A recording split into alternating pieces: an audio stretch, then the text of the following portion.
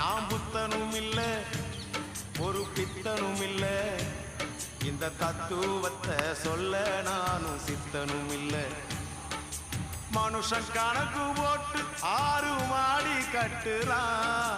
கடவுள் கணக்கு போட்டு 6 அடிய காட்டுறான் அடமையப்பா கொஞ்சம் கேளப்பா